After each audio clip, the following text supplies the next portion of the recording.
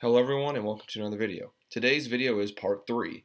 As I promised in the last video, we're going to be diving in deeper into the programming aspect, and we're going to be showing you how to program a P25 phase 1 trunking system into this pager. Now obviously before you want to get the programming, you want to think about what pager you want. Well, I'm happy to say this video is sponsored by East Coast Pagers. Now East Coast Pagers, in my opinion, is actually one of the best places to get your Unication pager. They have anything from a G2 to a G4 that actually works with this PPS. I bought mine back in May, May of last year during quarantine, and honestly, it was the best money I ever spent. Phil Lichtenberger, who runs the East Coast Pagers, is a very great guy. He was very informative and was actually helped me get a deal that Unication was running where I got a free 5-year warranty. Now, again, it varies on what deals people are running, but I got mine for about $550 to $600. It is very pricey, but, you know, it's a small price to pay, but for what you get under the hood, it's amazing. But I highly recommend East Coast Pagers. Again, I will leave a link below where you can see their YouTube channel. He's got some nice little videos over there. And I'll also link the website. They have more than just G-Series pagers for Unication. They have a lot of other stuff. And they also have a lot of the accessories you can buy with it. So I definitely would check them out. So with that being said, let's jump straight into the programming. So if it's straight out of the box, what you want to do is, first things first, you want to go to create new profile. Now it's going to ask you for your model number. So if you fire up your pager, if it's not charged, go ahead and charge it. You're going to go to your 3 bubbles on the right. I have the pager in front of me. I'm just scrolling through the menus here. You're going to go down to your information, and you're going to go down to model number. And it's going to say, for my model number is G4B66BF. So what I'm going to do is I'm going to scroll down. G4B66, that's G5. G4B66BF. I'm going to click on that, and it'll give you the band it receives in and the protocols that it has. So what you're going to do is you're going to hit select, and it says, are you sure? You're going to hit yes. And it gives you this screen. Now, first things first, I would probably name your, this is your name of your code plug. I would just name it, I just name mine, I'll name it test. You can name it whatever you want. So, again, we're not going to go into a lot of the other features, which the next video we're going to talk about, like the different settings and features you can add or remove from the pager. But today we're just going to keep it simple, and we're going to do P25 trunking. So you're going to go to number 2, which is frequency and system settings. You have a tab on the top here for conventional and P25. You want P25. Now, there's always going to be one system in here. This is not set up or anything. It's just a default. Now, you want to go to radio reference. This is probably where you want to get this information. And you can see here I have it pulled up right here. I'm going to minimize that down here. So what you're going to do is first things first, you want to give your system alias a name. It could be anything. I'm just going to name mine Madison. Now here comes the important part, your WACAN and your system ID, which is in hex. You'll see, I don't know why my computer's acting up here, let me drag that further. There we go, that's better. So I'm going to scroll over here. You'll see system ID and your WACAN. Now my system ID, my WACAN ID is going to be, let's see here. My WACAN ID is going to be 92, type this in, 92065. My system ID is just going to be 001, or just 1. Now you can, on your WACAN ID, keep in mind that this information could be wrong, because radio reference is basically done by volunteers who upload the information. So this could be wrong. If you plug in everything at the end and nothing's coming through, try the F's as it states down here in the help menu. You can put 5 F's for the WACAN ID and then 3 for the system ID. Yeah, that's right. And what they'll do is it'll, like we said in the last video, it'll basically tell the radio to search and find something. If you don't know it, the radio will find it for you. It's pretty easy. I recommend if you don't know it 100%, I would probably err on the side of caution and just put F. But for this simplistic sake, we're going to do the actual numbers because those are correct. Site trunking, that's up to you. It just depends. It does, if you enable it, it does site and wide area trunking. Not really, I don't notice a difference if it's selected on or off. On site list, this is where this is also important. So you can put up to 256 sites as stated in that import feature we had on the last video. So what you're going to do is you're going to come down to the site you want. I have a north and a south site. Our site alias is, you can name it whatever you want. I'm just going to put north site because that's what it's called. Again, this is optional. You don't have to exactly.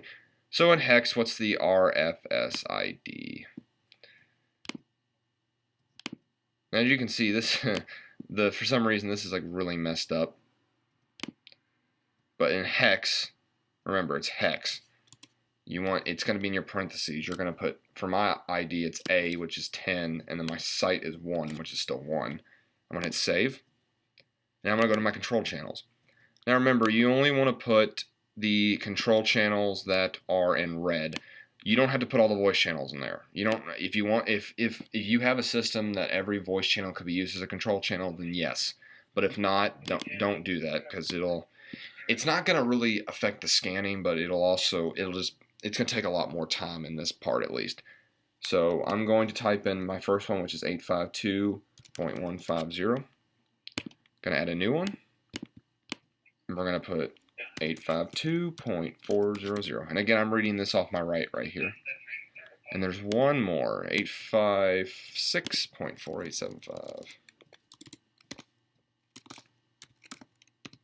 Okay, and hit save. And you're basically done with that part. So I've set it up.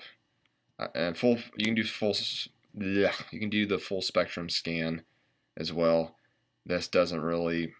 It's not a trunking scan like 1.4 is. I usually keep that off. Again, we're just trying to monitor a system. So you have your frequencies set up. You have your trunking system set up. Now you need to go to your protocol parameter settings. This is important because I actually had to jump cut because I actually forgot this step because it's been so long since I've done it from scratch. So are the different protocols that the pager can do. You have conventional and trunking. Obviously you want to do P25 trunking to select that one. And you can go through your different, this tells you how to set the tones and everything. It's totally up to you. We'll talk about two tones in a later video, and I'll show you how to do that. Actually, on a system in Louisville, they use two tones on digital, and I have them set up on there, and I'll show you how to do that. But again, you want to make sure that you added your protocol as P25 trunking. You can just, the alias can be whatever. I just put trunking. So again, you have to have this protocol added. It's not like you have to pay extra or anything. Obviously, it comes with the pager, but you cannot miss this step because I actually did, and I had to jump cut, and I had to figure that out on my own. But we'll go down to secure settings. This is for encryption. You don't have to worry about that. Now, group ID. There it is. When I did it earlier, it didn't show any of this. So what you want to do is you want to create an alias. Now, first thing, we'll go left to right. So say, for example, we're going to program in EMS. Let's see here. We're going to go down here. We're going to go to EMS here. Now, you can name it whatever you want. I'm going to name it the actual alpha tag that's named. You can name it whatever you want. But I'm going to just type it in the way it's. So Madison County EMS 1. Again, this is optional. You don't have to do this. The alert mode, keep it to none. Because if it's none, it's not going to go off. If you have it under tone, it's going to play a tone for you, and if you have vibrate, it's going to vibrate like a cell phone would. I recommend keeping that off because it gets annoying after a while. If you put none, alert tone will gray out, and we'll get more into detail about what these are. Voice storage will store the voice whenever it comes over. Remember, the page only has a limited amount of storage, and it can't be upgraded like a Uniden could be, but it still has a lot of voice storage. I think it's like 10 minutes, if someone could correct me. But I'm going to keep voice storage off for now. Relay control, that has to do with the drop-in charger. Yeah, it's for the amplifier. Background color, this is the nice part. So instead of how the Unidens have lights, we have background colors. Again, you have a choice here. I'm going to pick red because EMS is usually red in theory. Now, up to this point, all of these have been optional, but this is where the meat and potatoes come in. You have P25T TGID. You have the two tones. You were only focused on the trunking ID, and what this is that this is the talk group number. So if we look here, it's 5601. You have decimal and hexadecimal. Just do decimal, it's usually easier, because again, this is decimal, this is hexadecimal. You can do either. Just make sure when you click on it, you select it. If you're going to put it as hexadecimal, like assign it that way, you can do that, or you can do decimal. It's totally up to you, as long as it's right. So I'm going to add a couple more. I'm going to jump cut here in just a second. I'm going to show you what a couple more look like. Maybe like about 5, and I'll show you what they look like. Okay, so I've just added 4 talk groups, and again, you can do this all the way up to 8,192. This could be across multiple systems, multiple sites, whatever. Keep in mind, what we're about to go do is we're actually going to update the zone settings, which is that channel knob on the top I talked about, to the right of the antenna. That's your zone knob. We're going to set one of those up. So you're going to go to zone and channel settings, and you're going to have one zone already in here. You want to name the zone whatever you want. We'll put it as Madison. So we're going to do 2 knobs, and I'll show you why here in just a second. So your receiving mode. For trunking scan, we have 2. We have trunking talk group scan, which will scan the talk groups you input on there, and talk group monitor, trunking talk group monitor, will actually listen to anything the site picks up that is unencrypted. So we're going to do, actually the wrong thing there, we're going to do scan, and over here we're going to name the alias. We're just going to put let's see here, Madison. We'll put Madison Main, just for simplistic sake. Alias can be whatever you want. Important, make sure that the talk groups match the trunking system in question. So you may have like 12 systems on this little page. It's a drop down. Make sure the talk groups that you're going to put in match the same system. Protocol, trunking, that's the only thing it's going to give you. Binding feature, we'll get into some of this stuff later, and we'll discuss it later, but I'm just going to do it. It's very simple. Voice buffering, that just depends. If you have a Bluetooth headset, it's going to stay on no matter what. Voice storage ID match off, push to listen, no. That means on the side there is a big button on the left we showed you in my first video. Basically, if you have push to listen on, if anything comes through, it will not play that audio unless you push that big button. So I leave that off. Audio squelch, honestly, I would put it low. I just keep it on low. It just depends on how you want it. It's more of for conventional. That's your squelch, so it doesn't pick up static. It won't pick up static, but that's like if you're an analog, you don't want to pick up much. This will not do analog trunking, by the way. It will only do P25 phase 1 and phase 2. Alert mode, I'm going to keep it on silent. Again, that goes to that tone and vibrate we talked about. We'll get into that in a later video. Unread message, not really much to go on here. You can enable receiving encrypted voice calls. If you don't have a key, it'll just play R2D2 through it. And we're going to, here's the important part. You have priority and non-priority. Priority are the ones that are going to get, obviously priority talk groups are going to get above non-priority. Now, like in a Motorola, in a priority scan, it's going to keep cutting in and out rapidly. It doesn't do that here. But say, for example, Madison County EMS is a priority talk group and RPD dispatch is a non-priority. If EMS comes over, priority will trip RPD dispatch if RPD dispatch is keying at that time. And you can have up to 64 total. You can't have up to 64 on both priority and non-priority. You can only have up to 64 talk groups in that one zone. So if you're on a huge system, you're probably going to need more than one zone. So you can add them accordingly. And once you're done, you can do the multi-select call sampling. I keep that off. And you can do the announcement talk group. I don't have an announcement talk group, so I can't tell you what that is. So what I'm going to do is I'm going to hit save. And you can see there is our setup for our first one. Now we're going to go to now for this one we're going to do trunking monitor. Again, that'll pick up anything that the pager sees as long as the site information is correct. I was going to put Madison scan. Again, everything stays the same. Now, usually I do trunking talk group monitor for statewide systems because there's a lot of talk groups involved. You have to at least put one talk group. Doesn't matter who or where it's from, as long as one is in there, it counts as legal. The pager won't flip out on you because if you don't put one, it won't let you continue. So again, you can add up to 64 zones, and they have 8 channel position knobs, and those can fill up pretty quick depending on what you're using it for. And other than that, that's pretty much it for the basic trunking. I'm going to actually plug this into my radio and program it so I can show you how it looks. So let me go on ahead and show you how to program it in. So let me jump cut here because I actually forgot the cable, so give me 1 second. Okay, so I have the cable ready to go. It's plugged in. My pager's plugged in. And right now it's actually charging. It says PC connected. What you're going to do is you're going to go over to program, and it'll show up on the bottom there. You're just going to hit program. It may take a minute as it's writing data. So what will happen is your pager, once it's programmed, will actually take about a 2-minute rebooting process. Not even 2. I'd probably say about a minute 30 seconds, maybe. So as it's programming, it'll say program successfully, and it's good to go. So I'm actually going to wait for it to boot up here because it's going to be a minute.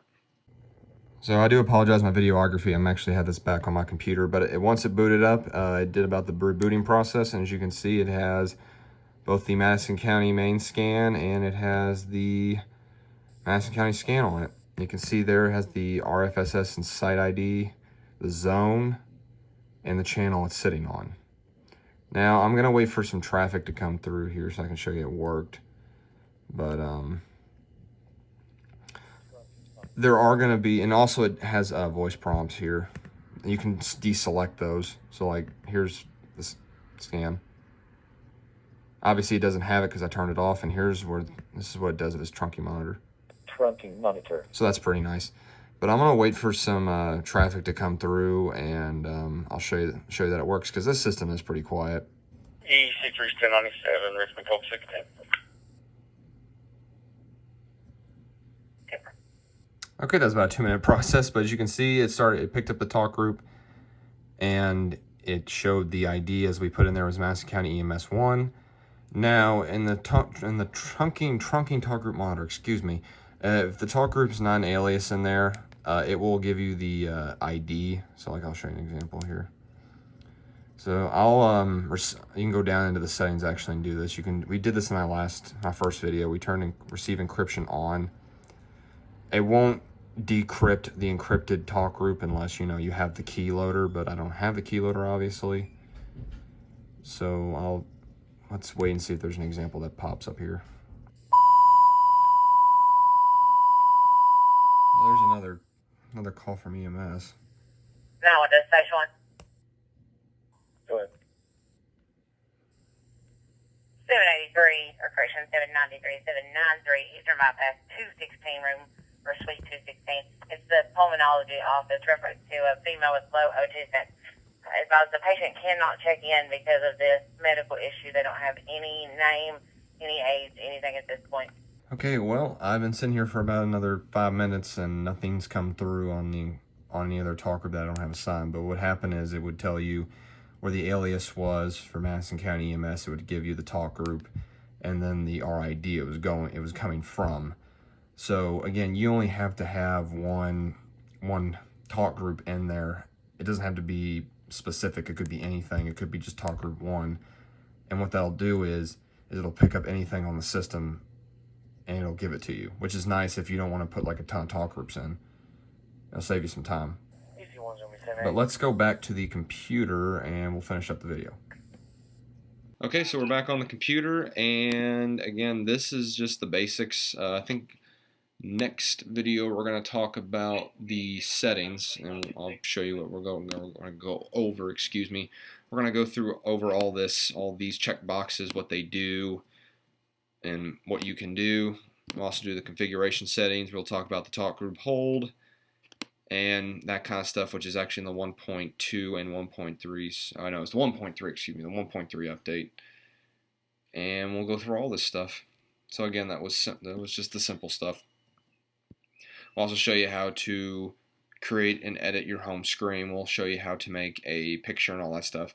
Again, that's in the next video, and it's a lot, so I don't want to cover it here in just one single video, make it like 30 to 40 minutes long. So again, I appreciate you all stopping by, and you all have a great day.